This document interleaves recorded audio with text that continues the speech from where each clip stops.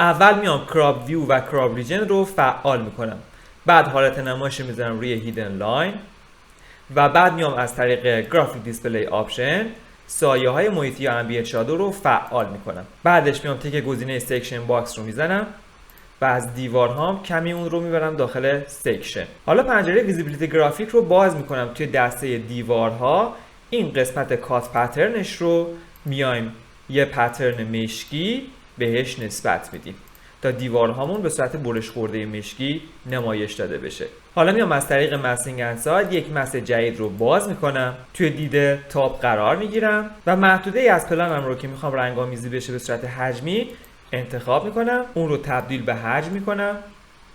حجم مس انتخاب و از طریق متریال قسمت فورگراند و کات پترنش رو یه رنگ با زمینه مثلا قرمز در نظر میگیرم. یادم باشه که قسمت ترانسپرنسی هم یه میزانی بهش نسبت بدیم. حالا اوکی میکنم و به همین ترتیب کل فضاهام رو رنگ‌آمیزی میکنم.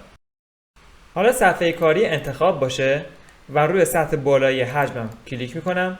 مدل تکست انتخاب باشه. اسم فضام رو اینجا مینویسم و اون رو قرار میدم و روتیت میکنم و به همین ترتیب شما میتونید اسم تمامی فضاهاتون رو تکمیل کنید. بعد میایم از طریق گزینه فایل اکسپورت ایمیج رو انتخاب میکنیم.